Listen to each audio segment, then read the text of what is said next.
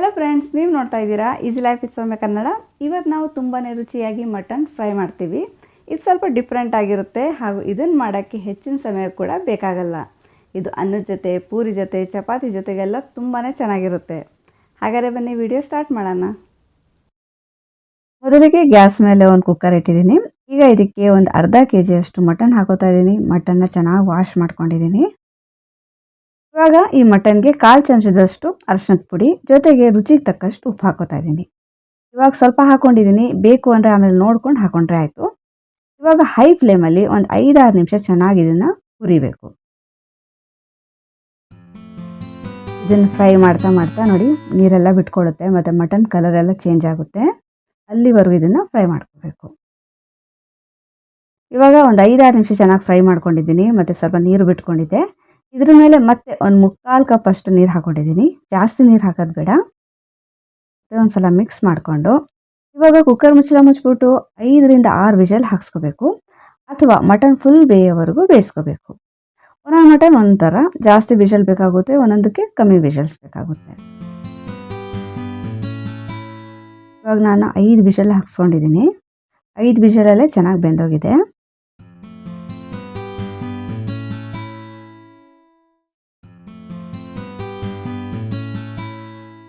ಇವಾಗ ಇದನ್ನು ಪಕ್ಕಕ್ಕೆ ಇಡೋಣ.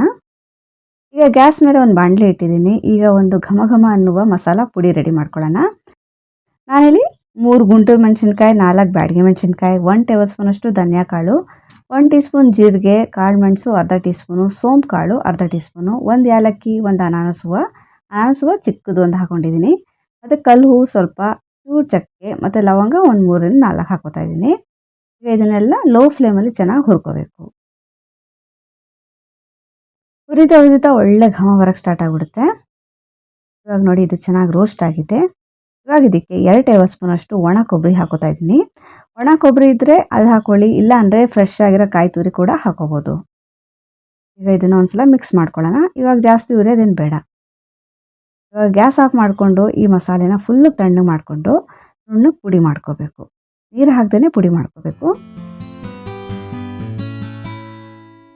ಇವಾಗ ಇದೇ ಬಾಣಲಿಗೆ 3-4 ಟೇಬಲ್ ಸ್ಪೂನ್ ಅಷ್ಟು ಎಣ್ಣೆ ಹಾಕೊಳ್ಳೋಣ.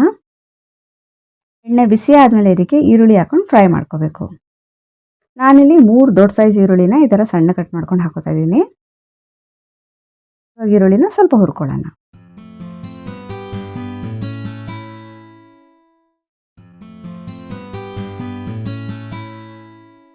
ಇಷ್ಟು ಹುರಿದ್ರೆ ಸಾಕು. ಇವಾಗ ಇದಕ್ಕೆ ಮಟನ್ ಸೇರಿಸ್ಕೊಳ್ಳೋಣ, ನೀರು ಸಮೇತ. ಅದರಲ್ಲಿ ನೀರು ಇತ್ತಲ್ಲ ಅದ್ರ ಸಮೇತ ಸೇರಿಸ್ಕೋಬೇಕು. ಇವಾಗ 1 ಟೇಬಲ್ ಸ್ಪೂನ್ ಅಷ್ಟು ಶುಂಠಿ ಬೆಳ್ಳುಳ್ಳಿ ಪೇಸ್ಟ್ ಸೇರಿಸ್ಕೊಂಡು ಜೊತೆಗೆ ಪುಡಿ ಮಾಡಿಟ್ಟಿದ್ವಲ್ಲ ಆ ಪುಡಿ ಸೇರಿಸ್ಕೋಬೇಕು. ಎಲ್ಲ ಪುಡಿನ ಹಾಕೊಂಡಿದ್ದೀನಿ. ಇವಾಗ ಒಂದ್ಸಲ ಮಿಕ್ಸ್ ಮಾಡ್ಕೊಳ್ಳೋಣ. ಪುಡಿ ಹಾಕಿದ ತಕ್ಷಣ ಇದ್ರ ಕಲರ್ ನೋಡಿ ಎಷ್ಟು ಚೆನ್ನಾಗಿ ಆಗ್ಬಿಡುತ್ತೆ. ಫಸ್ಟ್ ಒಂದ್ಸಲ ಚೆನ್ನಾಗಿ ಮಿಕ್ಸ್ ಮಾಡ್ಕೊಳ್ಳೋಣ. ಬೇಕು ಅಂದರೆ ನೋಡ್ಕೊಂಡು ಒಂಚೂರು ನೀರು ಹಾಕ್ಕೊಂಡ್ರೆ ಸಾಕು. ಯಾಕಂದರೆ ಈ ಗೊಜ್ಜು ಸ್ವಲ್ಪ ಗಟ್ಟಿಯಾಗೇ ಇರುತ್ತೆ, ಡ್ರೈ ಫ್ರೈ ಮಾಡ್ತಾ ಇರೋದು, ತುಂಬ ಗೊಜ್ಜು ಥರ ಇರಲ್ಲ. ಇವಾಗ ಇದಕ್ಕೆ ಚೂರು ನೀರು ಸೇರಿಸ್ಕೊಂಡಿದ್ದೀನಿ ಮತ್ತು ಈ ಟೆಕ್ಸ್ಚರ್ ಇದ್ದರೆ ಸಾಕು. ಇವಾಗ ಒಂದ್ಸಲ ಉಪ್ಪು ಚೆಕ್ ಮಾಡ್ಕೋಬೇಕು. ಉಪ್ಪು ಬೇಕು ಅಂದರೆ ಇವಾಗಲೇ ಸೇರಿಸ್ಕೋಬೇಕು. ಇವಾಗ ಮುಚ್ಚಿಬಿಟ್ಟು ಫುಲ್ ಲೋ ಫ್ಲೇಮಲ್ಲಿ 4-5 ನಿಮಿಷ ಕುಕ್ ಮಾಡ್ಕೋಬೇಕು. ಮುಚ್ಚ ತಕ್ಕೊಂಡು ಮಧ್ಯೆ ಸ್ವಲ್ಪ ಮಿಕ್ಸ್ ಮಾಡ್ಕೋಬೇಕು, ಇಲ್ಲಾಂದರೆ ತಳ ಹಿಡಿದ್ಬಿಡುತ್ತೆ. ಇವಾಗ ಈ ಗೊಜ್ಜು ತುಂಬಾ ಚೆನ್ನಾಗಿ ರೆಡಿ ಆಗಿದೆ. ಇವಾಗ ಲಾಸ್ಟಲ್ಲಿ ಸ್ವಲ್ಪ ಕರಿಬೇವಿನ ಸೊಪ್ಪು, ಸ್ವಲ್ಪ ಕೊತ್ತಂಬರಿ ಸೊಪ್ಪು ಸೇರಿಸ್ಕೊಂಡು ಮಿಕ್ಸ್ ಮಾಡ್ಕೋಬೇಕು.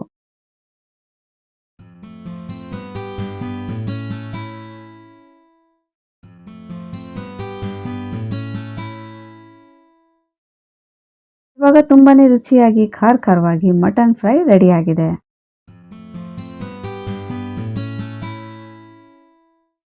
ಇವತ್ತಿನ ವಿಡಿಯೋ ನಿಮ್ಗೆ ಇಷ್ಟ ಆದರೆ ಪ್ಲೀಸ್ ನನ್ನ ಚಾನಲ್ನ ಸಬ್ಸ್ಕ್ರೈಬ್ ಮಾಡ್ಕೊಳ್ಳಿ, ವಿಡಿಯೋನ ಲೈಕ್ ಮಾಡಿ. Thank you for watching.